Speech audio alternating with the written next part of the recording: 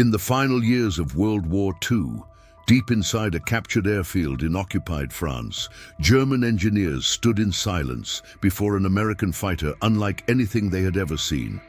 They had faced the best, the Spitfire, the Mustang, the Lightning. But this one was different, bigger, louder, almost unkillable. When they opened its nose, they didn't just find an engine. They found something they couldn't replicate, no matter how brilliant their minds, no matter how desperate their factories. This is the story of the Republic P-47 Thunderbolt, the 2,000 horsepower war machine that proved America's industrial power was as unstoppable as its will to win. A fighter so strong the Germans called it the fortress with wings. And the moment they tried to understand it, they realized the truth. They could never build another one. In early 1944, deep within occupied France, a lone Republic P-47 Thunderbolt roared across the cold sky. The pilot, part of the 56th Fighter Group, had been escorting B-17s back from a raid over Germany when flak tore through his fuel line. He barely managed to glide over enemy lines before making a forced landing in a muddy field outside Chartres. Moments later, German troops surrounded the massive American fighter. What they didn't realize that morning was that they had captured something extraordinary, one of the most advanced piston-engine aircraft of the war. The Luftwaffe's technical officers immediately ordered the wreckage transported to the Rechlin Testing Center, Germany's top-secret flight research facility. Engineers from Focke-Wulf, Messerschmitt, and Daimler-Benz gathered around it like archaeologists unearthing a relic of an unknown civilization. The first thing that shocked them wasn't the weaponry or the thickness of the armor, it was the sheer size of the engine. Nestled inside the aircraft's nose was the Pratt Whitney R-2800 double wasp, an 18-cylinder, twin-row radial engine producing more than 2,000 horsepower. To German engineers, who prided themselves on precision and compact design, this was almost barbaric. An engine of brute force rather than elegance. Yet as they would soon discover, it was also an engineering masterpiece. When they removed the cowling, they were met with a labyrinth of pipes, ducts, and turbines. The American turbo supercharging system, driven by exhaust gases and regulated automatically, was something they had never seen implemented at such scale. In contrast, most German fighters relied on mechanical superchargers, simpler but far less efficient at high altitudes. The Thunderbolt's design allowed it to climb higher, fly faster, and sustain power long after a Bf-109 or Fw-190 had begun to gasp for air. As the Germans tested the captured P-47 under controlled conditions, they noted its astonishing durability. Bullet holes that would have crippled a Messerschmitt barely slowed it down. The Thunderbolt could take punishment and keep flying. Its fuselage was built like a tank, and the massive engine could continue running even when cylinders were damaged. One Rechlin report later recovered after the war stated bluntly, "It is difficult to imagine how this aircraft remains airborne at all, yet it performs admirably. The Americans have achieved power and endurance we cannot match." Inside those words lay the first quiet admission of defeat, not on the battlefield, but in the field of engineering. The P-47 wasn't just another fighter. It was a symbol of American industrial might, a machine built not by artisans in workshops, but by factories that could produce thousands of identical miracles of steel and fire. That day, as the German engineers stood around the captured Thunderbolt, they weren't just examining a plane, they were looking at the future and realizing that they were already behind. At the Rechlin Testing Center, the captured P-47 Thunderbolt stood like an alien creature in a hangar full of wounded German planes. The engineers of the Luftwaffe Technical Office approached it not with arrogance, but with the uneasy respect one reserves for a superior adversary. The aircraft's radial engine, the Pratt Whitney R-2800 double wasp, seemed to defy every design principle the Germans had followed. For years, Germany's aviation philosophy had centered on refinement and minimalism. Liquid-cooled inline engines such as the Daimler-Benz DB601 or the BMW 801 were masterpieces of efficiency, balancing weight and performance with meticulous craftsmanship. They looked like works of art, elegant, slim, and precisely engineered. But now, as the Germans disassembled the R-2800, they confronted something entirely different. A philosophy born not from delicacy, but from raw industrial confidence. The double Wasp was huge. Its 2 rows of 9 cylinders radiated outward like a mechanical sunflower, each one robust enough to operate under immense pressure and heat. The engineers measured, weighed, and examined every inch of it. They noticed the forged steel connecting rods, the high-tensile aluminum alloys, and the complex lubrication and cooling systems that allowed this beast to run smoothly at temperatures that would have melted most engines of the era. But what truly left them stunned was the turbo supercharger system, a sprawling network of ducts, turbines, and intercoolers placed deep in the fuselage, connected to the engine through long exhaust pipes. Unlike the German mechanical superchargers, which lost efficiency above 25,000 feet, the American turbo system used exhaust gases to compress air, maintaining full power even at 30,000 feet and beyond. When German engineers tested the captured P-47, they discovered that its climb rate and high-altitude performance were unmatched. The BMW 801 in the Focke-Wulf 190, even with its advanced commando gerät, automatic engine control, could not maintain similar power levels. Their liquid-cooled Daimler-Benz DB605, used in the Messerschmitt Bf 109G, overheated quickly under sustained load. The Americans had built an engine that simply refused to surrender, a machine designed for the skies over Europe, where oxygen was thin and endurance meant survival. They attempted to reverse engineer it.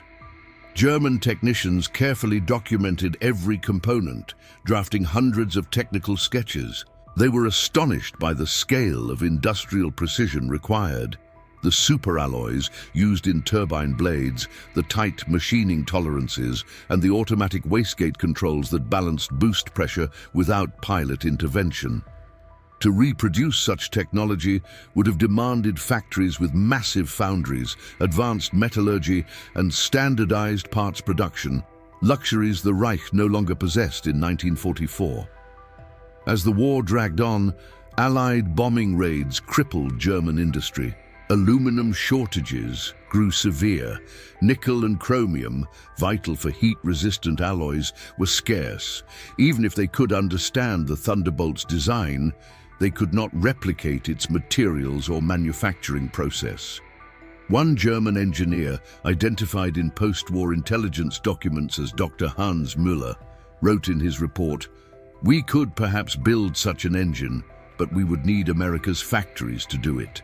That statement captured the essence of what the Germans had realized. The P-47 wasn't a miracle of individual genius, but a triumph of industrial might and standardization. Every bolt, every fitting, every cylinder could be replaced by another made on the opposite side of the continent, and it would still fit perfectly. In contrast, German aircraft engines were often hand-fitted, each slightly different, each requiring skilled mechanics to maintain. The Luftwaffe engineers were further astonished by the reliability testing embedded in American design philosophy. US factories routinely ran engines for hundreds of hours at full throttle to ensure consistency before field deployment. An unthinkable luxury in wartime Germany, where production lines operated under constant bombing and resource scarcity. As Recklin's test pilots prepared for a flight test of the captured Thunderbolt, the hangar buzzed with curiosity. The P-47 lifted off heavily, its landing gear retracting with a thunderous hum. Observers on the ground noted its stability, its forgiving handling, and the remarkable smoothness of the R-2800 even under brutal power. When the plane returned, the pilot removed his helmet and simply said, "It feels like flying a locomotive through the sky." That phrase spread quietly among the engineers, half admiration, half disbelief. The Germans had spent years perfecting fighters that danced through the air, agile and refined. The Americans instead had built one that bullied the atmosphere into submission. Every technical note the Germans took only deepened their frustration. They admired the turbo system's durability, its automatic boost regulation, and the sheer simplicity of maintenance compared to the delicate German counterparts. But as Allied bombers darkened the skies and P-47s escorted them at high altitude, the Rechlin team knew the truth. They had no answer. When Allied forces finally liberated France, Rechlin's surviving documents were seized by US intelligence. Many of them now rest in the National Archives, bearing the same handwritten conclusion in several reports. Technically possible to copy, industrially impossible to match. The German engineers had opened the heart of the Thunderbolt and found not just metal, but the secret weapon that defined the American war effort: mass production without compromise. It wasn't just an engine, it was proof that the United States had mastered the art of building perfection by the thousands. The morning mist hung low over the Rechlin airfield as German test pilot Hans-Werner Lerche climbed into the cockpit of the captured P-47 Thunderbolt. It was spring 1944, and word had spread across the Luftwaffe's engineering corps. Today, they would see the American flying tank in action.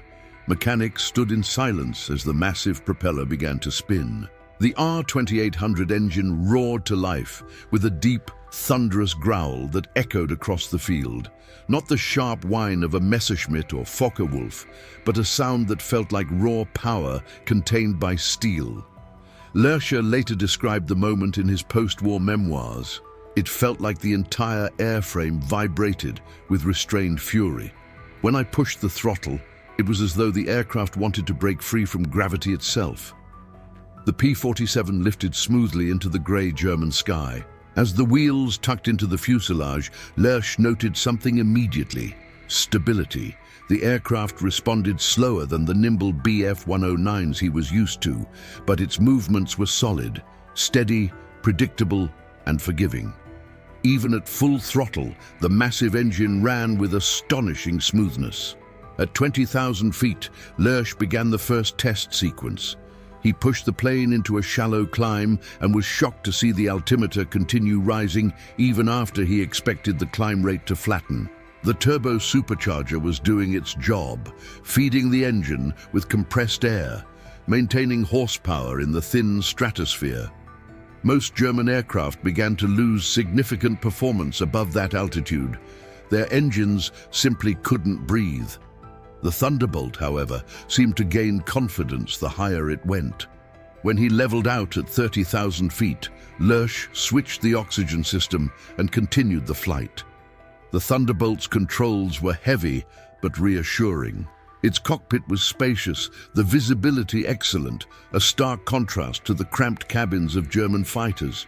Every gauge and lever felt over-engineered, yet functional. It wasn't elegant, but it was bulletproof. Back on the ground, engineers gathered around him eagerly, asking for details. Lerche's report stunned them. The engine showed no signs of overheating, even after prolonged full-throttle operation. The boost pressure regulation worked automatically. No need for constant manual adjustment, unlike the BMW 801.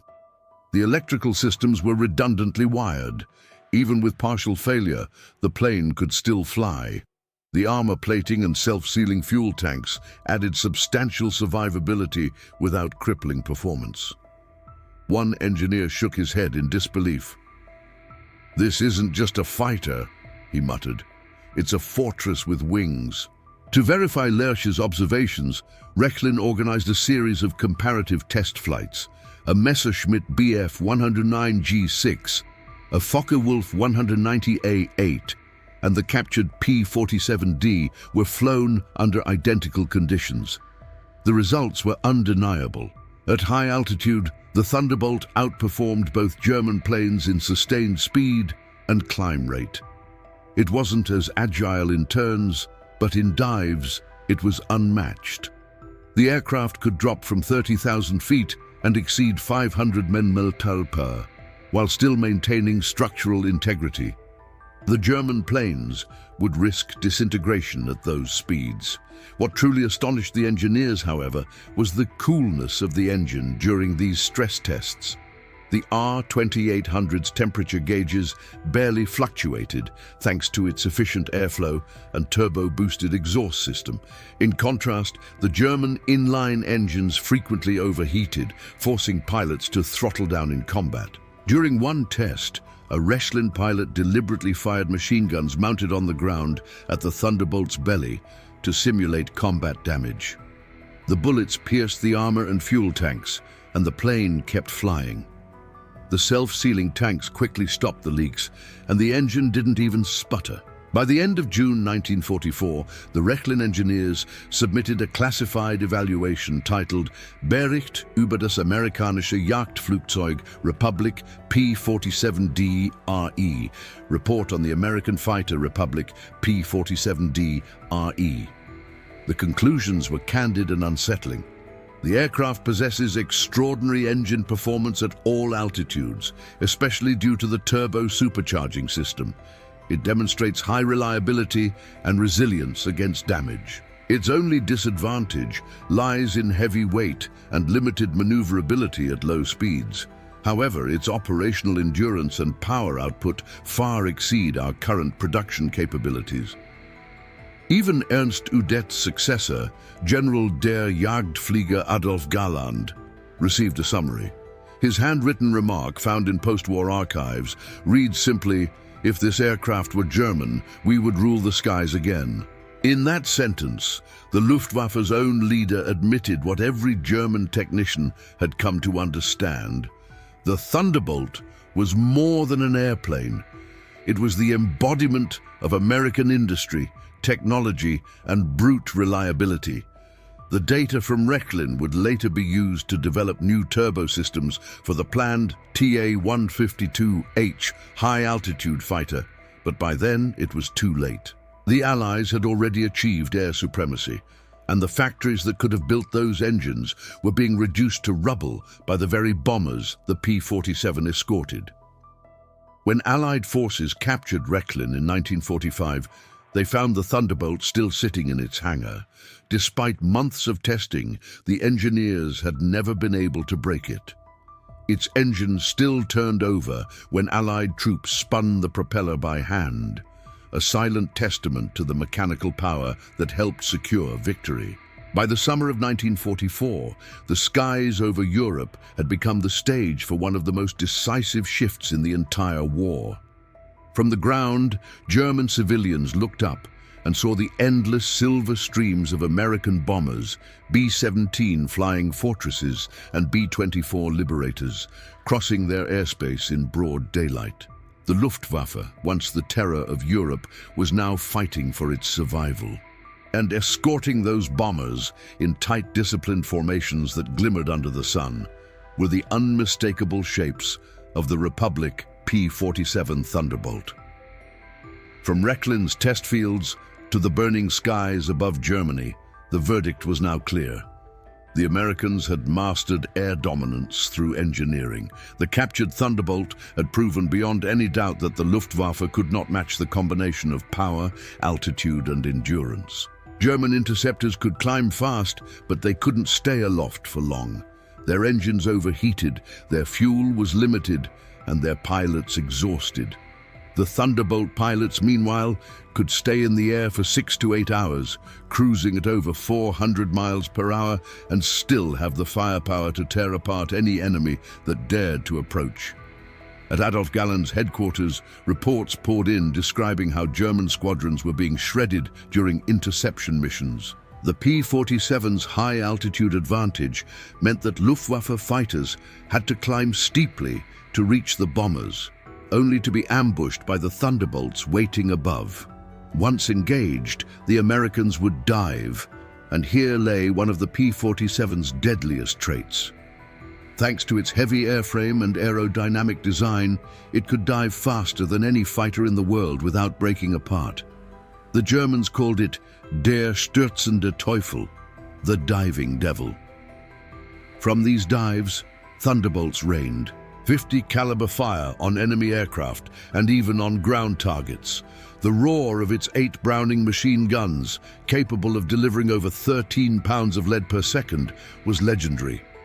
German pilots said that when a P-47 opened fire, it sounded like tearing canvas followed by thunder. But its true power wasn't just in combat performance, it was in what it represented. Every P-47 in the sky symbolized a production miracle. While Germany was struggling to build 200 fighters per month under constant bombing, American factories were producing nearly 500 P-47s monthly, all interchangeable, all standardized. It was industrial warfare at its most efficient form. At the Republic Aviation plant in Farmingdale, New York, rows of women in coveralls assembled engines, wings, and fuselages day and night. On the other side of the country, in Hartford and Buffalo, factories from Pratt Whitney were shipping out R-2800 engines like clockwork. The men who flew them often said that every time they throttled up to full power, they could almost hear the echo of 1,000 American workers turning wrenches in unison. By late 1944, even the Germans at Rechlin knew that the war for the skies was lost. The reports from the Thunderbolt's evaluation were quietly shelved. What good was the data when the Allies already owned the air? The Luftwaffe's new designs, the Me-262 jet, the TR-152 high-altitude interceptor, were impressive on paper, but too few, too late. They were produced in desperation, while the Allies' flying tanks flooded the front lines. As the Allies advanced after D-Day, the P-47s proved themselves indispensable. They strafed trains, trucks, and tanks, crippling the German supply lines. Their pilots became legends. Men like Francis Gaby Gabreski, Robert S. Johnson, and Hub Zemke, who together destroyed hundreds of enemy aircraft. When their P-47s returned from missions, their fuselages were often scarred with bullet holes and flak damage, yet they still flew home. Mechanics joked that if a Thunderbolt's engine still turned over, the plane could limp back across the channel on pride alone. The Luftwaffe pilots began to dread the sight of the P-47. They realized that even if they managed to damage one, they rarely finished the job. American pilots reported limping home with cylinders shot out, oil leaking, wings torn, and still landing safely. The German ace Heinz Baer, one of the few surviving top pilots by late 1944, admitted privately, "The Thunderbolt is too heavy to dance with, but impossible to kill." For the American airmen, that indestructibility bred confidence. They flew deeper, lower, and more aggressively, knowing that their aircraft would bring them back. The P-47 became a symbol of American resilience, a combination of industrial might, mechanical brilliance, and the unbreakable spirit of the pilots who flew it. As the months passed, the skies over Germany turned into an open wound. Day after day, formations of P-47s and P-51s dominated the airspace, escorting the bombers that erased the Luftwaffe's capacity to rebuild. Even the German people began to understand. The war that began with German airplanes dominating Europe would end with American airplanes owning the sky. By the time Allied troops crossed the Rhine, the Thunderbolt was everywhere, patrolling the air, supporting ground forces, and enforcing what no one could deny anymore. Air supremacy belonged to America. When the guns finally fell silent in May 1945, the skies over Europe were no longer a battlefield. They were a monument. The Republic P-47 Thunderbolt had earned its place among the giants of history. From the smoldering ruins of Berlin to the quiet airfields of England, the name Thunderbolt had become synonymous with American victory. In the months following Germany's surrender, Allied engineers pored over captured Luftwaffe archives, discovering detailed reports about the tests at Rechlin. The findings were both meticulous and revealing. The Germans had respected the P-47, feared it, and tried, unsuccessfully, to replicate its essence. In the final entries, one line appeared again and again. American engineering has reached an industrial and technical perfection impossible for us to imitate. That conclusion wasn't born from admiration, it was resignation. The same German technicians who once prided themselves on being the masters of precision realized that the Americans had mastered something greater: reliability, reproducibility, and scale.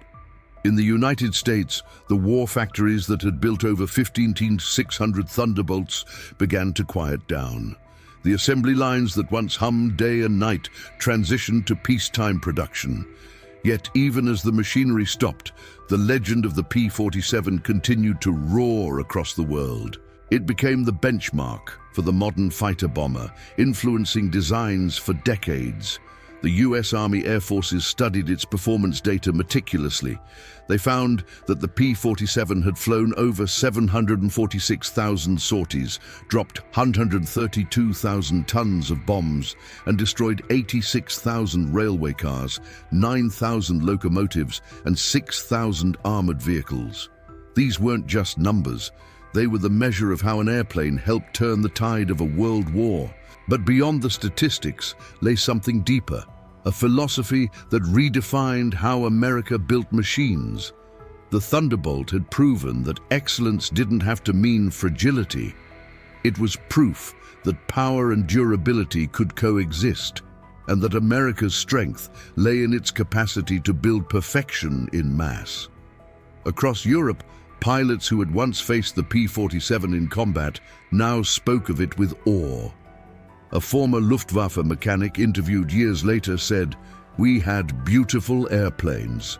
The Americans had unstoppable ones." Even the Soviet engineers who examined Lend-Lease aircraft admitted privately that no piston engine fighter in their inventory matched the P-47's balance of firepower, speed, and survivability. Back home, the men who flew the Thunderbolt became heroes. Colonel Francis "Gabby" Gabreski, who shot down 28 enemy planes, credited his survival to the aircraft's toughness. "It could take more punishment than any pilot could," he once said. Robert S. Johnson, after surviving a 21-minute dogfight where his Thunderbolt was riddled with 21 cannon hits, called it a miracle made of steel. When peace returned, many P-47s were sold or transferred to allied nations, France, Brazil, Mexico, and even Italy, where they continued to serve into the 1950s.